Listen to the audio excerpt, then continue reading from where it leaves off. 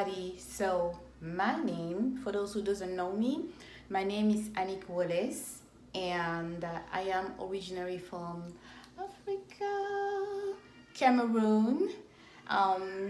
My native language is French, so I have a pretty strong accent. But I hope you guys are gonna be able to listen to me. You understand everything that I'm saying.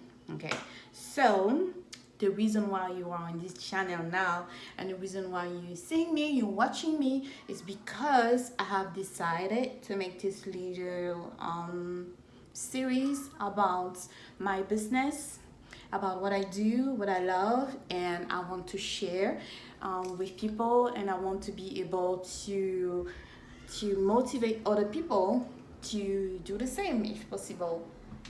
What I do is I am a solo entrepreneur. I love design. I love decorations. I do party planning. I do party design, party styling, and I have recently decided that I wanted to open my own event space. So what I'm going to show you in this series is how to open your own event show in little to 3 to 6 months. I'm going to show you my process. I'm going to show you what worked for me, what didn't work for me, how did I do that. So you want to stay tuned, and you want to watch me pretty much, watch everything that I do, and I'm going to explain how I did it. Okay, bear with me because I'm just using my phone here, so bear with me. So the reason why I have decided to open my own event space is because, first of all, I love design. I love to decorate and create beautiful environment for people to come to parties and celebrate their achievements, celebrate life. I just love to see beautiful places. So I love design. That's the first reason why I decided to open an event space. The second reason why I decided to open an event space is because I hate my job. I started to just dislike my job. I was not happy anymore. That's a whole other story. Okay, I've been working as a retail store manager for over almost a decade now. I would say even a decade. And at first it was fun. It was a lot of fun. It was interesting, and I felt like I was engaged every day. I was learning things, and I was challenging myself, because when I came to this country, I didn't speak English pretty well. So I learned how to speak to people. I learned how to be more confident with my accents, more confident with my English pretty well, because when you learn to speak your language, all your phrases, all your sentences are not right all the time. Still today, all my sentences are not right, but I speak, hey, and I make sure that I speak slowly and that people can listen and understand what I'm saying. So it was challenging for me. It was exciting. It was new, and I started working at Guess. It was in a Guess store, and I just love it because it was a little bit like a fashion show every day pretty much, and you had to like compete to sell to customers and stuff. I love competition. I was a good seller. I make great numbers, so I was just loving it. And then I moved to another company, my last company, the one I stayed at for almost 6 years, and I worked there I started as an assistant manager, and then I became a store manager, and then I got my babies because I have two little ones.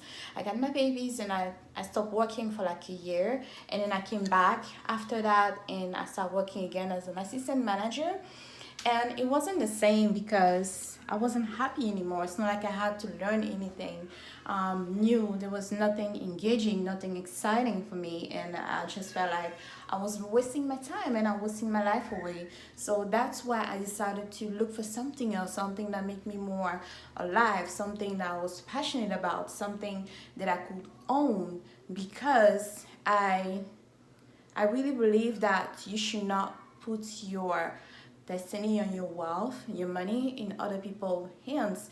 Because then when they decide to fire you, when they decide to just, you know, just fire you, pretty much, what do you do? Like, how do you feed your kids? Like, how do you pay your bills? So I never liked it. I never liked to ask for money.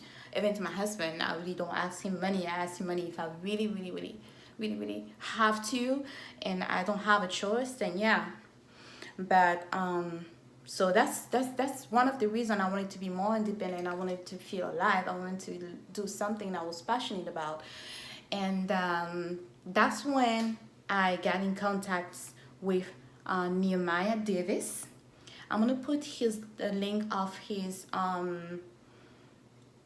Instagram and all his contact here, because he's the guy who became my mentor in business, my business mentor. He's just that great. He make me feel awesome. I learned a lot from him, and that's one of the reasons why I'm not going to talk about everything that he's talking about in his program, because his program you have to pay for it. So if I come here and then I tell you everything that's in his program, like what's the point of having people going there and pay for it? But this is what I would say. His program is awesome. You should really listen to what he's saying, because it works. Look at me. Hey, it works, So try it. So we all gonna go to the space right now. I'm gonna take you to my space because I want to show you how it looks. I have already started working on the floor, the walls, the ceiling. I'm gonna put some pictures so you can see the before, and then you're gonna see where we are right now. Right now, I think they're working on the wall and then finishing the paint on the ceiling. Now they're finishing the paint on the wall, sorry, and then they're working on the floor. Yeah, I think that's where we are. I have some chandelier in my cars. I'm gonna bring the chandeliers to the place so they can gonna be able to hang the chandeliers. Probably tomorrow, or after they do the floor, they're gonna hang it. I want to open it. I want to open the space next week, pretty much next week. So I'm gonna work on marketing. I'm gonna work on the financial part. I'm gonna work on the administrative part, because I still don't have an insurance. I still haven't filed my DBA. I have to do that. I have my LLC already, but I haven't filed my DBA yet, so I have to do that. And I have so many stuff to do. Look at my head wrap. What do you think about my head wrap? I try. I'm not an expert. I'm from Africa, but I don't know how to do that. Yes. But yeah, let's go. Let's go to the place now. Let me show you, okay? Okay, so I have my chandeliers in here. I'm gonna show you. This is one of them, and then I have the rest here in the back. All the chandeliers there in the car. Okay, have them in the box there, ready to go. Okay, so I just got to the space, and I'm going to show you how it looks.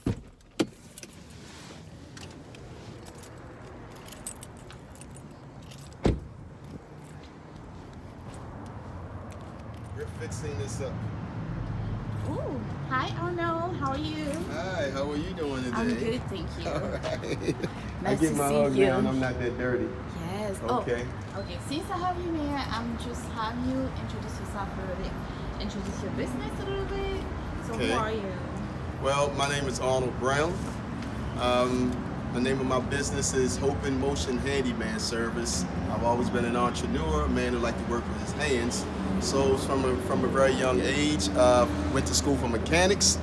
I've also did some accounting, machine tool operator, occasional community college, and I decided I didn't want to do those things. So I went into sales, vacuum cleaners door to door, the most expensive Kirby vacuum cleaner, life and health insurance door to door.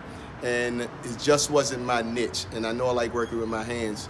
So I decided to try to sell things, stationery, buy things, resell them, whether it's clothes, shoes, tools, whatever. So I decided one day, with partnering with a ministry as an armor bearer, a new ministry, the men would meet up on the first Saturday every month and talk about general things, men's issues, church issues, and how we can help fund the church because it was self-sufficient, you know. So I came up with an idea, won't we have our own gardening home improvement service, and all the proceeds would go to the church. But since I was starting it up, I was thinking, okay, 50%, 100% will go to the church, 50% will go towards tools and things, the other 50% will go towards travel, far as travel expenses, any maintenance, any food, gas, things of that nature. So as I got into it and it started growing and growing and growing, my wife at the time and my pastor said, won't we just make the business our own and just give 20% of what we will make to the church? So since 2012, the business just started growing, even though it was just me, myself, and I just started collecting tools, getting more ideas, learning as I go along, the different things that I can fix. Google some things, YouTube some things, and I learned how to do. I was working at Home Depot at the time for 2.5 years, and on the receiving department, learning different things about Home Depot, the different departments, how they function. And then I got promoted from part-time to full-time in the plumbing department and learned a lot of things about plumbing, which is one of my specialties, along with mounting TVs on the wall, hiding the cords, and many other things. A lot of different installations, a lot of different assemblies of any kind. I can assemble anything. And just over the years, I decided I want to make this my full-time business. And right now, I'm dealing with Miss Annick Willis, who gave me the greatest opportunity, which I'm so grateful for, to do my first and big commercial job, to paint the floors, the walls, to install 9 chandeliers. And as the days go on, we will add more things to it as she would like and get them done. But that's it for now, and hope to do better. See you all another time. So we're going to get the chandeliers out. How are you? We're going to get this floor off the video. This will still be on the floor, but I don't want to leave any of this on the floor as much as we can get up. Right, like say like where lines in between. If it's flat, it's okay. Yeah. But if it's up thick, like, let me give you a good example. Like, say like, this is okay right here because it's still concrete, because the color gray is going to cover that curve. That's okay. Yeah. But say like if this line was small, say like this light space, if it was closer like this, and so like the adhesive, if it was thicker, if the adhesive was thicker and a line was small and the paint over top of it, you can see the difference. But it's smooth and it's down there. We're going to get this the best that we can, but if we try to get this down to this right here, it's going to take a while. When I say a while, it's going to take a while. Or it would take a scraper costs like $46 for a whole day, a floor scraper. But it would take a lot of time to get it done. A floor scraper, I was thinking about renting one and getting it done. But after we do that, you know what we have to do? Because the floor is dirty, the floor has to be cleaned. I have a pressure washer, but there's an attachment to concentrate on one area at a time. Once he does that, I'm going to get a wire brush, a long handle wire brush. That's about half that size in width, but with a long handle, because this is what it does. If I get the wire brush,